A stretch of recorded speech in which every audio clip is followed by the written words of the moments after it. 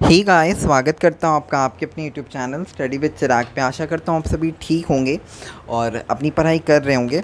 हम लोग हिंदी के वीडियोस तो लाएंगे ही। अब now I am starting with class 10th biology, क्योंकि अगर आप पिछले बैच की वीडियोस देखना चाहते हैं तो आप देख सकते हैं, वो भी मैंने बायोलॉजी करवाया था। लेकिन अब स्टूडेंट्स की डिमांड है कि इस ईयर मैं बोर्ड पर करवाऊँ, क्योंकि पिछले साल मैंने नोटबुक में करवाया था, because I don't have that much of resource at that point of time, because covid चल रहा था। But this year I have the board, so मुझे लगा कि मैं आपको बोर्ड पर करवाऊंगा तो ज़्यादा समझ में आएगा। तो शुरू करते हैं हमारा जो क्लास 10th बायोलॉजी के टॉपिक्स हैं। पहला आपका चैप्टर है लाइफ प्रोसेसेस। तो बेसिकली लाइफ प्रोसेसेस का मतलब होता है कि जो आप दैनिक जीवन में जो आपके बॉडी के जो फंक्शंस हैं, जो आपकी बॉडी जो आपका काम कर रहा है, आप जो काम कर रहे हैं वो एक अलग काम हो गया। आपके बॉडी के अंदर जो काम चल रहा है, हम लोग उसको लाइफ प्रोसेस कह सकते हैं। जैसे जो एक प्लांट है, उसे अब ग्रो करने के लिए क्या चाहिए, उसे सनलाइट चाहिए, वाटर चाहिए, ठीक है, और भी जो गैसेस हैं एटमॉस्फेयर में, सॉइल चाहिए।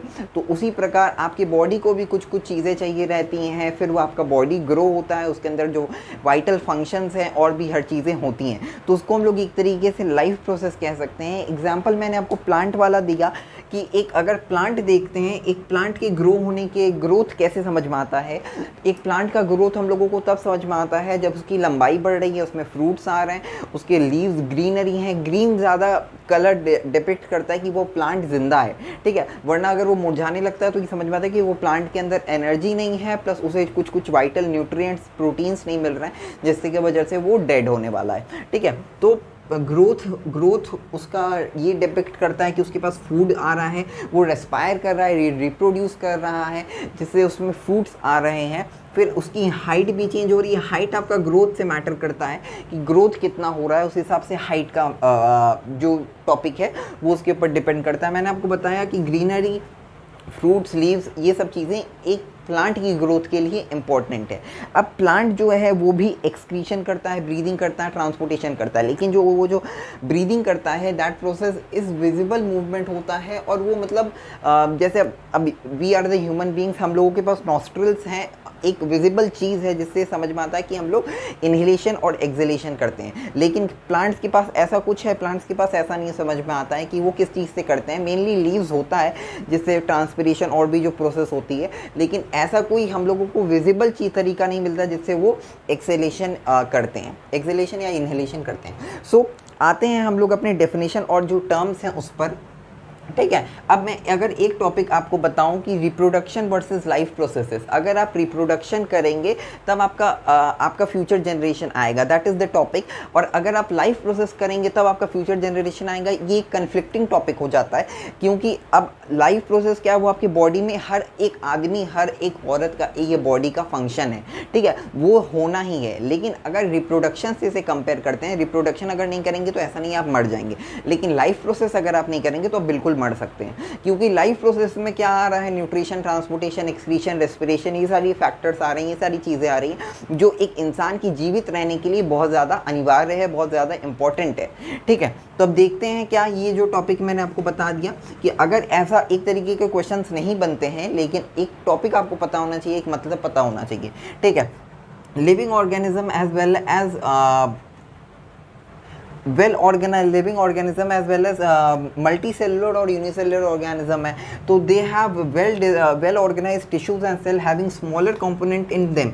अब आपको मैं बताऊं, टिश्यू और सेल, ये जो टॉपिक आप क्लास 9th ग्रेड से पढ़ कर आए हैं, एक बार इसे रिवाइज कर देते हैं कि टिश्यू क्या है। ये भी एक tissue is a group of cell, और सेल क्या है, it is the universal, it is the fundamental unit of the body. एक फंडामेंटल यूनिट है। अब आपका जो बॉडी है, एक कोई भी चीज़ है, एक मटेरियल है, वो छोटे छोटे एटम से जुड़कर बना है, और एक आपका बॉडी है वो भी millions and billions trillions cell से बना है।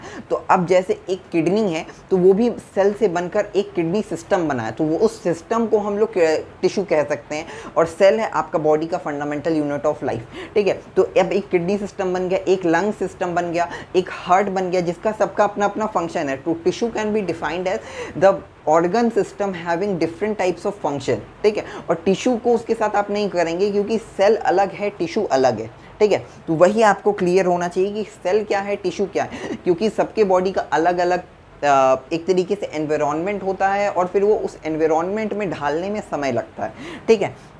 तो शुरू करते हैं। The process in which maintenance job, the process जिसमें आपके बॉडी का मेंटेनेंस होता है। द बॉडी इसका अगर आपके हाथों में कहीं कट जाता है या कुछ प्रॉब्लम हो जाती है, कहीं वाउंड हो जाता है, तो वो एक नया सेल आता है, फिर एक नया लेयर आता है, आप उसके ऊपर मेडिसिन लगाते हैं, आप टैबलेट्स लेते हैं, जिसके आपकी बॉडी में फिर उस जगह से आपको समझ में आता है कि हाँ मुझे दर्द है, तो यहाँ के लिए मेडिसिन लेना है। तो आपका माइंड उससे कहता है कि आपको जल्दी से मेडिसिन लेना, जिससे वो जो जगह पे वाउंड आपको प्रॉब्लम हुआ है वो उसे हील करे।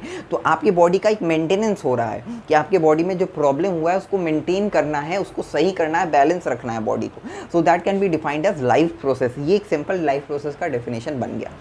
इसके बाद देखिए, अब आपको मैंने बताया इसके बारे में। अब इसके बाद देखते हैं multi cellular body specialised in tissues, excretion and transport system will be develop. अब मल्टी सेलुलर बॉडी में क्या क्या चीज़ें हो हैं, न्यूट्रिशन हो रहा है, ट्रांसपोर्टेशन हो रहा है, रेस्पिरेशन हो रहा है, ठीक है। और अब हम लोग आगे की वीडियोस में देखेंगे न्यूट्रिशन, ये सभी चीज़ के बारे में ब्रीफली अच्छे तरीके से। तब आपको समझ में आएगा कि एक मल्टी सेलुलर बॉडी एक यूनिसेलुलर बॉडी में कितना डिफरेंस है, कितना क्या है। बल्कि वो छोटा, उसके पास एक सेल है, अमीबा के पास, हमारे पास हज़ारों सेल्स हैं, लाखों सेल्स, बिलियन ट्रिलियन सेल्स हैं, लेकिन तब भी वो हर चीज़ करता है जो हम करते हैं। रेस्पायर करते हैं, एक्सक्रीशन करते हैं, ट्रांसपोर्टेशन करते हैं, वो भी वो करता है। सो देयर इज़ नॉट, बल्कि उसका साइज़ छोटा है हमारे कंपैरिजन में, लेकिन तब भी उसके पास एक है ना, तो एक की बहुत मान्यता होती है, ठीक है। तो transport waste from the body cell to the excretory tissue. अब सबका अपना अपना फंक्शन है।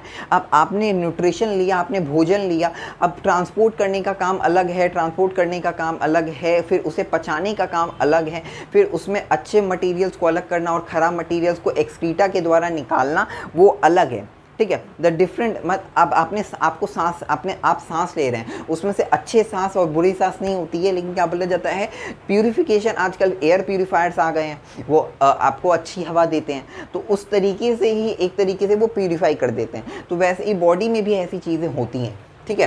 व्हेन वी आर स्लीपिंग और no biological activity is being done, some work like waste and good material purification. मैंने आपको ये पॉइंट बताया, प्यूरिफिकेशन, इनहेलेशन, एक्सहेलेशन। आप जब सोए रहते हैं तो आपको लगता है कि हाँ बॉडी पूरा सुप्तावस्था में, बॉडी पूरी सोई है, तो क्या बोल जाता है, ऐसा थोड़ी ना कि सब काम रुक गया। अगर सांस बंद आना जाना बंद हो जाएगा तो आदमी ख़त्म हो जाएगा, वहीं ख़त्म।